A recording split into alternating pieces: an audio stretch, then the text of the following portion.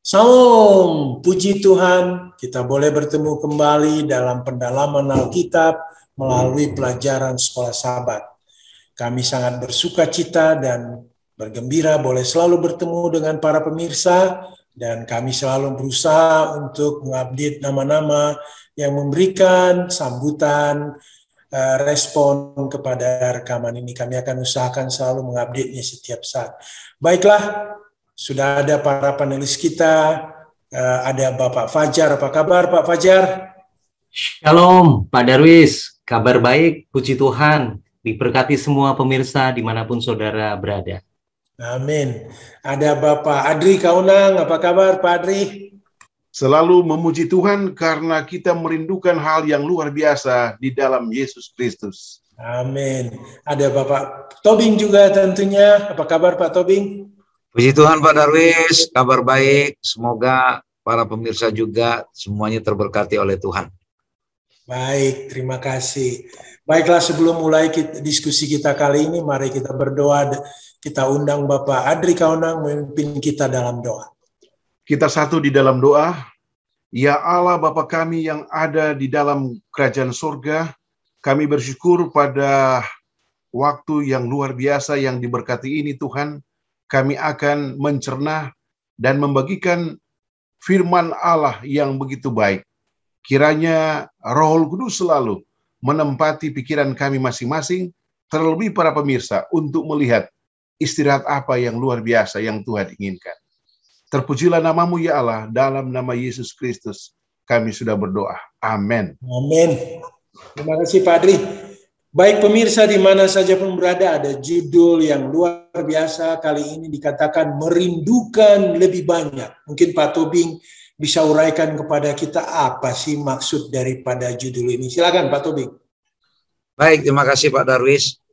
Pemirsa yang diberkati Tuhan, pelajaran satu minggu ini boleh dikatakan mengajak kita untuk lebih banyak atau lebih hati-hati mengulas, ya, karena kalau kita lihat sekilas judulnya ini Pak Darwis, ya sepertinya sulit untuk kita coba cari tahu. Merindukan lebih banyak atau mungkin padanan kata yang lain kalau dalam perspektif atau dalam sudut pandang yang agak cenderung ke makna negatif, keinginan yang berlebihan. Okay. Tapi ya itu ya kira-kira Pak Darwis. Tapi kalau dari sudut pandang yang positif, bisa saja merindukan sesuatu dari Allah yang lebih banyak lagi. Apa itu? Itu coba nanti kita akan pelajari. Kalau kita lihat di 1 Korintus, di ayat hafalan kita, 1 Korintus 10 ayat 6, ya saya coba bacakan. Semuanya ini telah terjadi sebagai contoh. Jadi kata kuncinya Pak Darwis di pelajaran kita satu minggu ini kata contoh, ya. Contoh bagi kita untuk memperingatkan kita. Kata kunci kedua, supaya jadi warning, jadi peringatan bagi kita. Supaya jangan kita menginginkan hal-hal yang jahat seperti yang telah mereka perbuat. Siapa mereka yang dimaksud oleh Paulus di sini? Kalau kita baca pelajaran satu minggu ini, mereka di sini mengarah kepada pengalaman atau perjalanan rohani atau pengalaman orang Israel dulu Pak Darwis, keluar dari tanah Mesir menuju ke tanah perjanjian. Ya, menuju ke tanah perjanjian. Jadi secara singkat, ya sama seperti di ilustrasi kita di hari Sabat, di kota New York itu ada sebuah museum seni Queens, ya. Di museum itu ditampilkan miniaturnya kota New York yang lengkap dengan gedung-gedung terbesarnya. Megah sekali, tetapi kembali namanya miniatur, ya. Hanyalah contoh kecil, tetapi sebenarnya aslinya itu jauh lebih kompleks lagi, jauh lebih ribet lagi. Tapi itu pun sudah sangat membantu bagi siapapun yang melihat kira-kira gedung besar, misalnya gedung A itu ada di mana lokasinya, gedung B ada di mana lokasinya. Nah, demikian juga pelajaran kita satu minggu ini, bahwa semua perjalanan kerohanian, perjalanan orang Israel keluar dari tanah Mesir yang diisi dengan berbagai sejarah, berbagai tonggak sejarah, bagaimana mereka secara ajaib bisa keluar dari Mesir. Bayangkan tidak mudah Pak Darwis untuk keluar dari cengkeraman tentara Mesir yang begitu kuat saat itu, tetapi secara ajaib Tuhan bisa membantu. Dan lebih luar biasanya lagi, mereka bisa menyeberangi laut Teberau. Ini pengalaman yang luar biasa yang kita nanti kita berharap kalau kita di surga Tuhan bisa jelaskan mungkin ilmu apa yang bisa menjelaskan ini. Tiba-tiba laut bisa terbelah, mereka bisa nyebrang, lalu mereka makan mana di belantara, minum dari air batu karang selama perjalanan ya kita tahu padang belantara kan air menjadi isu yang besar ya Pak Darwis, sulit, tapi mereka tetap berkecukupan mendapatkan air. Lalu inilah kira-kira menggambarkan pengalaman rohani kita yang menegaskan bahwa walaupun begitu sulitnya perjalanan orang Israel dulu keluar dari tanah Mesir, menegaskan Allah itu tidak pernah lepas. Sebenarnya Tuhan sudah memberi istirahat-istirahat yang tenang bagi orang Israel. Tetapi sepanjang perjalanan mereka menginginkan hal-hal yang di luar dari skenario Allah. Ya, sebagai contoh, minta patung lembu emas, minta daging, lalu macam-macam. Ya, saya pikir nanti di panelis akan menjelaskan beberapa hal yang apa sih yang berlebihan yang mereka minta ini. Padahal sebenarnya Allah itu sudah menyiapkan perlindungan, tempat peristirahatan ya yang damai bagi mereka. Bagaimana mana itu menggambarkan firman Tuhan berikan kepada kita di perjalanan kita. Bagaimana air yang Tuhan sediakan melalui batu karang itu menggambarkan bagaimana Allah kita juga dibaptis melalui air. Lalu bagaimana Allah memuaskan dahaga kehausan kerohanian kita itu sama dengan bagaimana Allah selalu melindungi mereka, memberikan tiang awan, tiang api. Itulah kira-kira Pak Darwis yang akan menjadi pembahasan kita. Ya, apakah yang dimaksud merindukan lebih banyak di sini? Kalau dalam sudut pandang negatif, mereka minta hal-hal yang berlebihan, padahal yang Tuhan inginkan sebenarnya agar orang Israel itu rindu lebih banyak lagi tuntunan Tuhan, ya, tuntunan Tuhan kepada mereka agar mereka tidak perlu melakukan hal-hal yang jahat selama perjalanan menuju tanah Kanaan. Itulah yang menjadi sedikit pengantar bagi kita mendahului pelajaran kita satu minggu ini, Pak Darwis.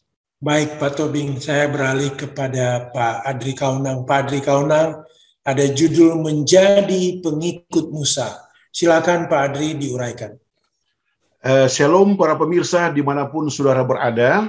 Pelajaran ini memang secara berpikir manusia memang ini masuk lagi kepada ayat yang saya paling sukai. Ulangan 29 ayat 29 ya. Tapi ada 5 bagian yang akan saya coba memberikan gambaran berdasarkan firman Allah ya. Perbandingan antara 1 Korintus pasal 10 ayat 6, Keluaran 25 ayat 8, dan juga buku Keluaran pasal 25 ayat 40. Yang pertama, memang Allah telah memilih Musa sebagai seorang leader, sebagai seorang pemimpin, ya. Dan ini merupakan rencana Allah. Dan yang kedua adalah proses bagaimana Allah menuntun Musa untuk memimpin bangsa Israel keluar dari perbudakan Mesir, melambangkan bahwa hanya Allah sebagai pemimpin yang sanggup melakukan revisi, renovasi, perbaikan-perbaikan terhadap kondisi kehidupan bangsa Israel sebelumnya dan sesudah dan sementara kita pelajari ini. Dan menunjuk kepada buku 1 Korintus pasal 10 ayat 1 sampai 11. Pelajaran yang ketiga adalah tipe, atau di dalam bahasa Yunani tipe, dalam bahasa Inggris tipe, simbol. Banyak simbol di dalam keluarnya bangsa Israel dari perbudakan. Menunjuk kepada Keluaran pasal 25 ayat 9. Ada satu tipe, antitip, yang mengajarkan kepada kita bahwa Allah telah memberitahukan, menginformasikan kepada Musa untuk mendirikan kemah. Nah, kita tidak usah menyelidiki lebih jauh karena pemahaman kita agak kurang lebih mantap dibandingkan dengan cara berpikir Allah untuk Musa dan bangsa Israel. Artinya bahwa tempat kudus di bumi dengan semua ritual dan prosedurnya adalah contoh, simbol, model dari apa yang terjadi di sorga. Dengan Yesus sebagai imam besar dan tempat kudus surgawi. Jadi poin yang keempat menggambarkan bahwa di dalam Yesus keseluruhan imamat, setiap perabotan dan setiap pelayanan menubuatkan centralized Kristus. Sistem pengorbanan pencurahan darah membayangkan darah Kristus yang tercurah. Dan poin yang kelima adalah maksud Allah untuk membawa bangsa Israel menuju Kanaan surgawi adalah menyediakan mereka istirahat surga. Dibandingkan dengan Keluaran 20 bahwa istirahat itu adalah Sabat yang membayangkan istirahat yang lebih luas. Kristus merupakan pelopor istirahat Allah yang dimaksudkan di dalam perjanjian Ibrani 4 ayat 1 dan 11. Aplikasi bagi para pemirsa dimanapun saudara berada. Perjalanan saya dan saudara adalah bila mana kita mengandalkan Allah. Sesuai dengan Yeremia 17 ayat 7. Maka kita tidak akan neko-neko. Kita bergantung kepada Allah. Pola, tipe, model yang Allah instruksikan bagi kita akan menjadi satu blessing, satu berkat. Dibandingkan dengan pengalaman bangsa Israel kuno. Mereka mencoba menganalisa, memperbaiki, mempermudah, ataupun banyak menuntut. Sehingga terjadi satu atau dua, bahkan lebih masalah yang akan kita pelajari. Contohnya di Meriba dan sebagainya. Bagaimana Allah memberikan satu pengalaman yang realitas bagi saya dan saudara. Untuk selalu mengandalkan Tuhan. Percaya kepada Tuhan. Karena Allah sudah mempersiapkan Yesus Kristus. Yang sudah mati bagi kita. Untuk supaya kita menjadi pengikut-pengikut setia. Sama seperti yang diinginkan Allah. Untuk supaya bangsa Israel sebenarnya mengikuti Musa, karena Musa sementara memperoleh hikmat, akal budi, dan technical model untuk supaya memakmurkan bangsa Israel, khususnya sampai di Kanaan yang kita sebut dengan Kanaan jasmani. Aplikasi bagi kita saat ini, maukah kita menuju Kanaan surgawi? Ya, ikuti saja tipe dan antitype yang berpusat kepada Yesus di dalam buku Yohanes 3 ayat 16. Itu Pak, rangkuman yang bisa disambung-sambung sehingga bisa menjadi topikal pada saat ini. Menjadi pengikut Musa artinya mengaplikasikan diri kita untuk menjadi pengikut Yesus yang setia untuk saat ini dan juga untuk waktu yang akan datang. Itu kelihatan yang menarik Pak Darwis dari pelajaran ataupun tanggapan pertanyaan dari hamba Tuhan Pak Darwis. Baik Pak Adri, ini hanya pemikiran aja Pak Adri. Kira-kira Pak Adri bisa saya kasih satu contoh lah pengalaman bangsa Israel keluar dari tanah Mesir yang mungkin sangat relevan dengan keadaan saat ini Pak Adri. Silakan Pak Adri. Memang ada kondisi saat ini dan kondisi bangsa Israel. Saya tidak menyalahkan Israel, tetapi memang mereka ini sudah lama berada di satu tempat yang memang tidak bermitra, tidak melihat Allah sebagai Allah yang luar biasa seperti di dalam perjalanannya mereka kepada tanah Kanaan jasmani. Pelajaran bagi kita adalah kata persungutan, beda, kita saat ini sudah memahami firman Allah, kondisi-kondisi pengalaman yang tertulis dalam firman Allah. Aplikasi bagi kita adalah bersyukur, tidak boleh bersungut, mengikuti saja instruksi Allah. Ataupun di dalam perjanjian baru, banyak diceritakan tentang mana ataupun kata firman yang bisa merubah, menguatkan kita. Salah satunya dalam Filipi 4 ayat 8. Semua yang baik, semua yang benar, memang dihubungkan dengan pelajaran ini. Ini adalah courtesy, sopan santun bagaimana kita menghormati Allah. Intinya begini, menjadi pengikut Musa adalah sama. Musa juga mengikuti planning dalam konsep manajemen, plan, rencana Allah yang sebenarnya diinginkan untuk supaya bangsa Israel mengikutinya. Nah, Allah ingin mengontrol kita juga kan, supaya kita tidak terlena untuk mengikuti jalur yang salah. Sahabat-sahabat para pemirsa, mari kita mengikuti firman Allah, tunduk kepada firman Allah, dan itu akan menjadi satu reward, satu upah yang luar biasa. Adalah sabaslah hamba yang setia. Banyak sekali korelasi dari firman Allah ini. Terima kasih Pak Darwis, pertanyaan yang luar biasa. Baik Pak Adri, saya mau beralih kepada Pak Fajar ini. Pak Fajar, ada ritual dan ada korban. Mungkin Pak bisa uraikan ini Pak Fajar. Silakan.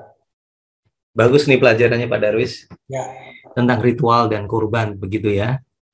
Jadi sistem ritual dan kurban dalam Perjanjian Lama itu menggambarkan akan cara Tuhan bagaimana memperkenalkan kurban yang sesungguhnya kepada bangsa Israel. Pada zaman dulu sebetulnya bangsa Israel itu mereka sudah melupakan semua tentang peribadatan ya, oleh karena mereka bergaul dengan orang-orang Mesir, mereka tinggal di Mesir hampir 400 tahun lamanya, sehingga mereka melupakan akan Tuhan mereka, bahkan mungkin hari Sabat mereka juga akan lupakan. Nah, selama perjalanan mereka dari tanah Mesir ke tanah Kanaan, Tuhan itu memberikan satu ya pelajaran-pelajaran, yaitu dengan ritual penyembahan di dalam Ka'bah maupun korban sembelihan. Nah, ini yang diperkenalkan kepada mereka. Intinya adalah bahwa banyak sekali ritual maupun korban bakaran ini menunjukkan satu kebenaran yang di masa mendatang, yang mana Tuhan itu menginginkan bahwa mereka itu membutuhkan satu juru selamat. Oleh karena apa? Perbuatan-perbuatan mereka yang sering melakukan satu perbuatan dosa, mereka melakukan keinginan yang lebih banyak, kadang-kadang mereka melanggar akan perintah Tuhan. Nah, ini bagaimana Tuhan itu memperkenalkan bagaimana dosa ini bisa diampuni, dosa mereka itu bisa diampuni. Nah, kita bisa, para pelajar Alkitab juga bisa mempelajari dari Imamat pasal yang keempat, 32 ayat 32 sampai 35. Di situ bagaimana pada waktu salah satu bangsa Israel itu mereka berdosa, kemudian mereka membawa domba betina dibawa kepada imam, kemudian tangan mereka tetap memegang kepala dari domba ini, kemudian domba ini disembelih oleh imam, tangan mereka masih tetap memegang kepala, dan imam ini mengambil ya sepercik darah ini, kemudian dia oleskan di altar, tanduk altar.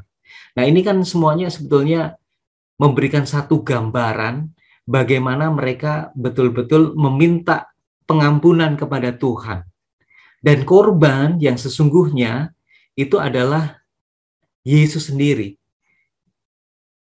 Yohanes Pembaptis mengatakan bahwa pada waktu dia melihat Yesus, inilah anak domba yang tidak bercacat celah ya, yang akan menghapus dosa umat manusia. Dan mereka diperkenalkan bahwa Yesus atau Mesias yang mereka rindukan itu, Mesias ini yang akan mengorbankan dirinya dan akan disalib di Bukit Golgota. Jadi satu-satunya dosa mereka itu bisa dihapuskan, yaitu benar-benar berserah sepenuhnya kepada Tuhan, berserah kepada domba yang melambangkan daripada Yesus itu sendiri, sehingga dosa mereka bisa diampuni. Banyak sekali ritual dan kurban ini diperkenalkan ya pada zaman dahulu, memang untuk memberikan satu gambaran bahwa domba yang sesungguhnya, yaitu Yesus Kristus yang mereka rindukan, itu sudah terjadi ya pada waktu Yesus hidup dan tinggal di atas dunia. Saya pikir itu dulu, Pak Darwis.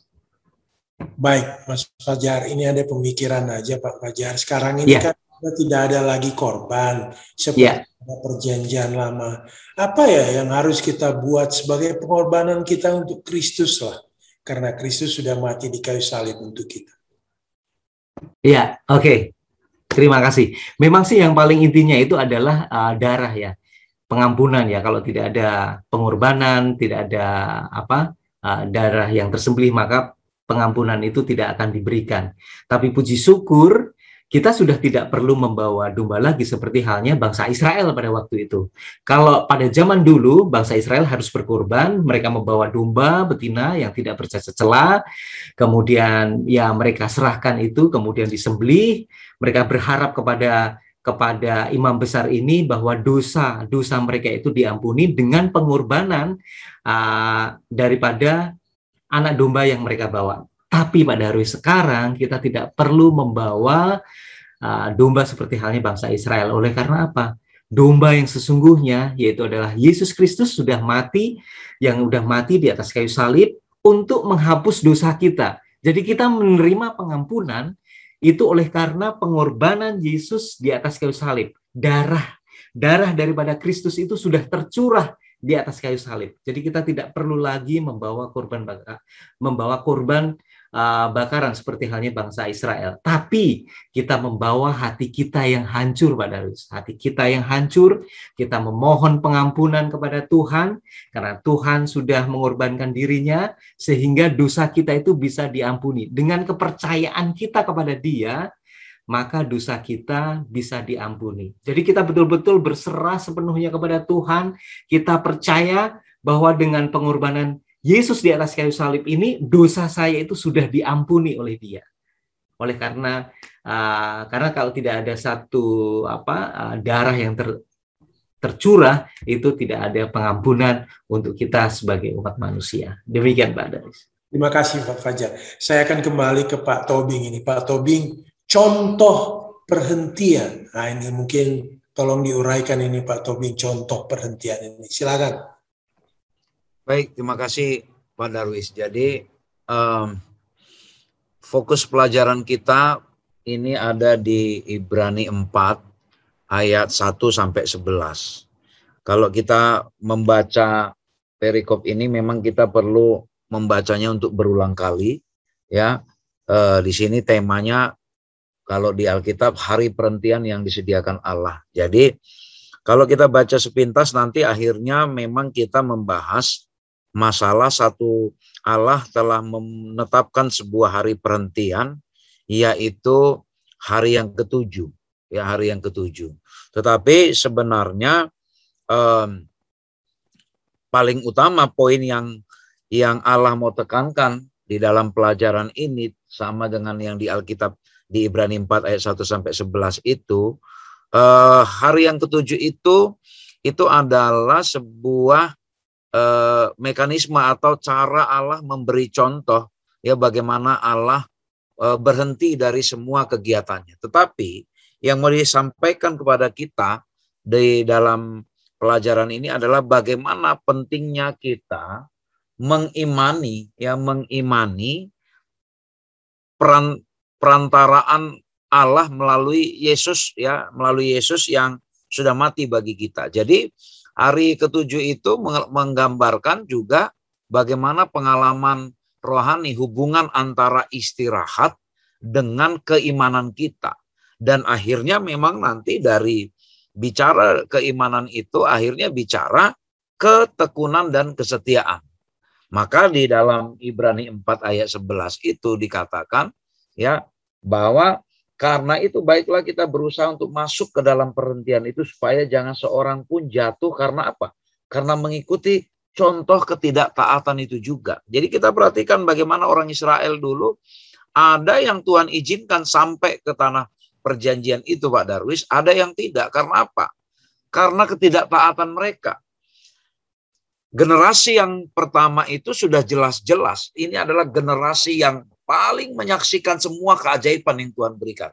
Tapi tidak percaya, ya. Jadi itu semua pengalaman rohani yang mereka jalani di padang belantara itu adalah contoh-contoh perhentian bagaimana mereka harusnya menyandarkan iman mereka kepada Allah. Tetapi gantinya menyandarkan iman mereka, malah pikiran mereka yang dijalankan. Itu makanya kalau kita baca di Ibrani 4 ayat 1 sampai 11 ini ada sebagian yang Tuhan izinkan masuk ke tempat perhentianku, katanya. Ada yang Tuhan izinkan, tapi ada yang tidak diizinkan karena apa? Karena ketidaktaatan mereka. Ya, ketidaktaatan mereka. Jadi ini sekali lagi sama seperti di pelajaran awal, ini adalah contoh yang sangat baik bagi kita agar jangan lagi kita mengulangi kegagalan orang Israel dulu hanya karena mereka tidak mau taat. Di depan mata mereka segala mujizat itu Tuhan berikan, tapi mereka tidak beriman. Ya, ini jadi ini diingatkan bagi kita. Jangan sampai kita pun sebagai umat Tuhan yang mengaku misalnya bahwa kita yang sekarang katakanlah diberi Tuhan keistimewaan menyelidiki semua firman Tuhan, lalu pengalaman-pengalaman pribadi kerohanian kita juga Pak Darwis, ya kita mengalami banyak mujizat. Tapi kalau kita tidak beriman dan tidak dinyatakan melalui ketaatan kita, ya kita tidak diizinkan masuk ke tempat peristirahatan itu. Begitu banyak contoh perhentian Tuhan berikan kepada kita. Jangan sampai kita gagal belajar dari itu. Saya pikir itu intisari Pak Darwis dari pelajaran hari Selasa ini. Ya, saya kira ini pengalaman yang luar biasa ya bangsa Israel ini. Saya kira kita juga tidak akan mau terjebak dengan pengalaman bangsa Israel yang menyedihkan itu. Ya. Apa sebaiknya kita lakukan agar janganlah kita seperti bangsa Israel itu. Kita boleh sampai kepada perhentian yang Tuhan inginkan. Baik, Pak Darwis. Jadi sama seperti orang Israel dulu. Seharusnya seandainya mereka mengingat, bagaimana ajaibnya mereka bisa lepas dari Mesir, menyeberangi Laut Teberau, lalu segala perlindungan yang Tuhan berikan, tiang awan, tiang api, air disediakan melalui batu karang, makanan melalui dalam bentuk mana diberikan. Kalau seandainya mereka mengingat itu semua, harusnya mereka mempercayakan semua skenario itu kepada Allah. Nah, bagaimana kita? Ya, bagaimana kita saat ini? Yang dituntut dari kita kan sekarang ini, ya Tuhan sudah memberikan banyak contoh, ya kan, miniatur pengalaman rohani orang Israel. Yang dituntut dari kita sekarang, percayakanlah skenario pengalaman rohani kita itu kepada Tuhan. Jangan kita yang membuat skenario untuk perjalanan rohani kita. Biarkan Tuhan yang menentu Tuhan yang mengendalikan. Tugas kita itu adalah kita berserah kepada Tuhan, kita biarkan hidup kita ini Dia yang kendalikan, maka Tuhan, skenario Tuhan yang akan jalan kepada kita, Pak Darwis. Jangan skenario kita yang kita tentukan. Saya pikir itu, Pak Darwis, yang menjadi jawaban untuk pertanyaan ini. Baik, Pak Tobing. Saya mau beralih ke Pak Adri Kaunang kembali nih. Pak Adri, jangan keraskan hatimu. Wah, ini suatu peringatan buat kita ini, Pak Adri. Tolong diterangkan, Pak Adri. Shalom para pemirsa dimanapun saudara berada ya. Menunjuk kepada beberapa referensi ya. Dalam buku Ibrani pasal 4 ayat 4 sampai 7 dan Mazmur 95 ayat 8 sampai 11. Kalau kita pelajari di sini dikatakan di dalam buku The Seventh Day Adventist Bible Commentary jilid 7 halaman 420 ya, dihubungkan dengan dua ayat tadi. Dikatakan bahwa sebagaimana tujuan semula Allah bagi dunia ini, yakni istirahatnya tetap tidak berubah hari ke-7 Sabat, Dia mendirikan hari istirahat untuk menjadi sebuah peringatan kepada penciptaan, dan dengan demikian sebuah pengingat tujuannya dalam penciptaan dunia ini pun tetap tidak berubah. Pemeliharaan Sabat hari ke-7 dengan demikian menyaksikan bukan saja mengenai iman kepada Allah sebagai Sang Pencipta dari segalanya, tetapi juga mengenai iman dan kuasanya untuk mentransformasi kehidupan dan melayakkan laki-laki dan perempuan untuk memasuki istirahat abadi yang Dia maksudkan sadari semula bagi penduduk bumi. Mengapa? Timbul pertanyaan. Karena kalau kita melihat jangan keraskan hatimu adalah merupakan satu metode yang salah. Yang salah diaplikasikan oleh bangsa Israel, sehingga dalam buku Mazmur 95 ayat 7 dan 8, Allah mengatakan kepada Musa, jangan keraskan hatimu, dan juga secara makro kepada bangsa Israel. Pemahaman apa yang kita lihat di sini? Bahwa Sabat itu menjadi urgensi bagi saya dan saudara sebagai umat-umat yang ada saat ini untuk mengikuti patron. Dan ketika kita mengikuti Sabat ini sesuai dengan apa yang Allah instruksikan, maka kehidupan istirahat kita akan bersama dengan Yesus di dalam kerajaan surga. Itulah sebabnya banyak ayat, Yohanes 14 ayat 6, dihubungkan dengan kata ini. Akulah jalan, kebenaran, dan hidup. Pertanyaan bagi para pemirsa, maukah saudara untuk merubah gagasan kita sama seperti bangsa Israel dan melihat bahwa uniknya, indahnya kata istirahat ini dihubungkan dengan Ibrani 4 ayat 4 tentang ada satu hari perhentian adalah Sabat yang luar biasa, seperti yang didukung oleh The Seventh Day Adventist Bible Commentary halaman 420. Ini yang membuat perbedaan antara saya, kita, dan bangsa Israel. Ini Pak yang menarik Pak secara garis besar. Baik Pak Adri, ini hanya pemikiran aja Pak. Apa sebaiknya respon kita hari ini untuk menyambut panggilan Tuhan, untuk tetap setia Pak kepada Tuhan? Silakan Pak. Oke, karena secara puncak keputusan Allah yang menginformasikan kepada kita, ya kita hanya harus tunduk, ya menghormati, ya melakukan, melaksanakan, ya istilahnya etika penurutan itu sangat penting, ya. Karena ya mau tidak mau kita harus berubah. Nah, banyak sekali solusi-solusi dalam firman Allah yang mengarahkan iman kita kepada Yesus dalam buku Wahyu 14 ayat 12 dan ayat-ayat yang lain yang mengarahkan kepada kata berbalik, ya, berubah, change. Itulah sebabnya Allah mewanti-wanti kepada Israel untuk bertobat. Tetapi ya pengalamannya hanya Kaleb dan Yusak sesuai catatan Alkitabiah. Sekarang pertanyaan bagi kita dihubungkan dengan pertanyaan hamba Tuhan Pak Darwis. Komentar saya dan saudara, ya simpel saja. Ya ikut saja yang Allah inginkan sesuai dengan ayat-ayat yang tepat di dalam firman Allah. Yang kalau dibahas begitu membutuhkan waktu yang panjang Pak Darwis. Terima kasih Pak Darwis. Terima kasih Pak Adri. Saya mau ke Pak Fajar ini kembali. Pak Fajar, menaklukkan kota surgawi. Bagaimana kita menaklukkan kota surgawi? Silakan Pak Fajar. Ya, Pak Darwis, terima kasih. Selamat pagi pemirsa yang diberkati oleh Tuhan. Pelajaran ini memberikan ada beberapa poin-poin penting bagaimana menaklukkan kota surgawi.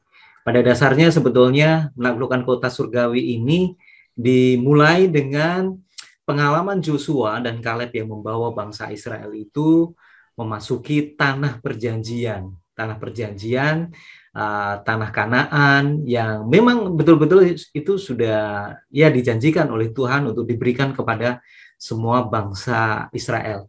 Ada satu pencapaian dari pengalaman pengembaraan bangsa Israel selama 40 tahun lamanya di padang gurun, akhirnya mereka tiba di tanah Kanaan. Sebetulnya ini merupakan satu simbol atau lambang bagi kita semuanya bahwa kita itu juga mengadakan satu perjalanan ke kota surgawi, yaitu surga yang ada di mana? Di kerajaan surga. Nah, masing-masing umat Tuhan pasti juga akan merindukan supaya kita bisa tinggal tetap ada di dalam kerajaan surga. Ini yang dijanjikan oleh Tuhan. Jadi semua pengalaman bangsa Israel ini merupakan satu lambang ya, atau lambang simbol perjalanan kita sebagai umat Tuhan menuju kota surgawi yang ada di surga. Tapi ada satu makna yang lebih dalam tentang istirahat, bukan hanya sekedar kita sudah memasuki atau bukan sekedar bangsa Israel itu sudah mencapai atau sudah sampai di kota di tanah Kanaan, tapi ada satu waktu di mana tentang hari Sabat ini ya, tentang hari Sabat menjadi satu simbol istirahat di dalam kota Semawi atau surgawi. Karena Yosua pun pada waktu dia membawa bangsa Israel, dia sudah istilahnya sudah mengistirahatkan semua bangsa Israel, sudah mencapai tujuan mereka di tanah perjanjian. Tapi ada satu hal yang perlu ditekankan di sini di dalam Ibrani 4 ayat 8 sampai yang ke-11. Saya akan baca ayat yang ke-9. Jadi masih tersedia suatu hari perhentian, yaitu hari ke-7 bagi umat Allah. Ayat yang ke-10. Sebab barang siapa telah masuk ke tempat perhentiannya, ia sendiri telah berhenti dari segala pekerjaannya. Sama seperti Allah berhenti dari pekerjaannya. Jadi Sabat pertama yang diberikan Tuhan kepada umat manusia itu adalah Sabat pertama setelah penciptaan. Setelah Tuhan menciptakan langit dan bumi 6 hari lamanya, dia beristirahat pada hari yang ke-7. Nah,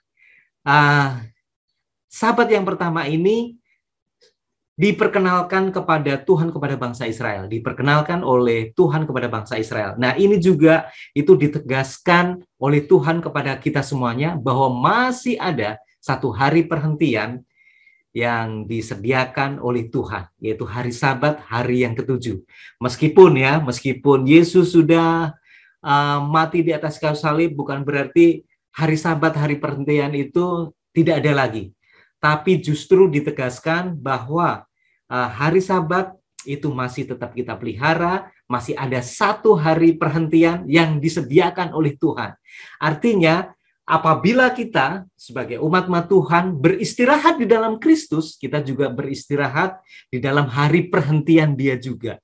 Jadi kita bisa memelihara, menguduskan hari Sabat. Hari Sabat seperti apa? Oh, hari Sabat seperti pada waktu Tuhan setelah menciptakan langit dan bumi, Dia berhenti dari segala pekerjaannya. Hari Sabat itulah yang diperkenalkan Tuhan kepada umat-umat manusia untuk saat ini.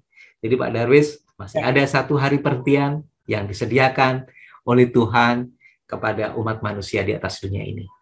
Ya, ini hanya pemikiran aja, Pak. Bagaimana kita secara sederhana menyampaikan kepada para sahabat kita, hey, ada loh istirahat yang ditawarkan oleh Yesus Kristus kepada kita semua.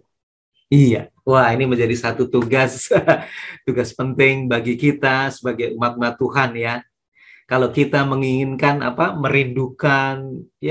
merindukan lebih banyak secara positif, artinya Tuhan juga merindukan umat-umat yang lain itu tidak akan binasa, tetapi Tuhan juga merindukan umat-umat orang-orang lain di atas dunia ini yang belum mengenal Tuhan. Kita patut juga memperkenalkan akan kasih karunia Tuhan kepada mereka. Kasih karunia Tuhan. Jadi kalau tanpa kasih karunia Tuhan, kita tidak akan bisa beristirahat di dalam Kristus. Jadi pada waktu kita beristirahat di dalam, kita memperkenalkan Kristus kepada mereka, hanya satu-satunya jalan keselamatan hanya pada Kristus, yaitu percaya dan beriman kepada pengorbanan Dia, kita akan mendapatkan pengampunan, kita akan mendapatkan kasih karunia. Pada waktu kita memperkenalkan kasih karunia Tuhan kepada mereka, mereka akan beristirahat di dalam Kristus. Pada waktu mereka beristirahat dalam Kristus, mereka juga beristirahat di dalam tempat perhentian Dia, yaitu hari Sabat. Jadi ini sangat berurutan sekali, Pak Darwis, bahwa ada satu kasih karunia yang ditawarkan oleh Tuhan. Kita juga perlu setelah kita menerima kasih karunia Tuhan, kita berhenti pada hari yang sudah disediakan oleh Tuhan, yaitu hari Sabat. Oleh karena itu, kita perlu memperkenalkan mereka bukan hari Sabat dulu ya, tetapi memperkenalkan atas pengorbanan Yesus di atas kayu salib, perkenalkan mereka pengorbanan Dia di atas kayu salib, sehingga kita dapat menerima kasih karunia. Kalau kita sudah menerima kasih karunia di dalam Kristus, pada waktu kita memperkenalkan tentang hari Sabat, hari perhentian, itu akan jauh lebih mudah. Kalau Anda semuanya umat Tuhan mau menerima akan kasih karunia Kristus, maka perlu juga memelihara hari Sabat seperti halnya hari Sabat yang sudah diperkenalkan oleh Tuhan pada waktu Tuhan sudah selesai menciptakan langit dan bumi pada 6 hari sebelumnya. Terima kasih, Pak Darwis. Baik, Pak Fajar. Pemirsa dimanapun berada, kita sudah sampai pada akhir diskusi kita, dan kita ingin mendapatkan kesimpulan dan closing statement dari diskusi ini. Mari kita minta Pak Tobing menguraikannya. Silakan Pak Tobing. Baik, Pak Darwis. Pemirsa yang berkati Tuhan, yang menjadi kesimpulan bagi kita dalam pelajaran 1 minggu ini, yaitu bahwa hidup kita ini banyak mengalami kesulitan, terutama di dalam hidup pengalaman rohani kita, karena setan itu selalu mau mengganggu perjalanan kerohanian kita agar kita tidak tiba di tanah perjanjian itu. Sama seperti itu juga di dalam hidup kita sering banyak mengalami persoalan hidup, kesulitan-kesulitan. Secara manusiawi kita lebih sering langsung datang kepada teman kita, ya, kepada orang lain yang belum tentu ketika kita datang orang itu bisa memberikan pertolongan bagi kita. Kita lupa, kita nggak kita tidak selalu datang kepada Yesus. Padahal Allah selalu bersedia kapanpun menunggu kita, ya, ketika kita datang mengadu kepada Dia. Kita diminta agar kita merindukan lebih banyak lagi pertolongan Tuhan, merindukan lebih banyak lagi bergaul dengan Tuhan, merindukan lebih banyak lagi ketaatan, merindukan lebih banyak lagi iman kepada Tuhan. Dan semua itu sudah dicatatkan Tuhan di dalam firman-Nya. Tuhan begitu banyak memberikan janji kepada kita, bukan janji seperti yang dipegang oleh manusia, tetapi janji yang benar-benar terbukti, janji yang selalu ditepati secara ajaib bagi kita.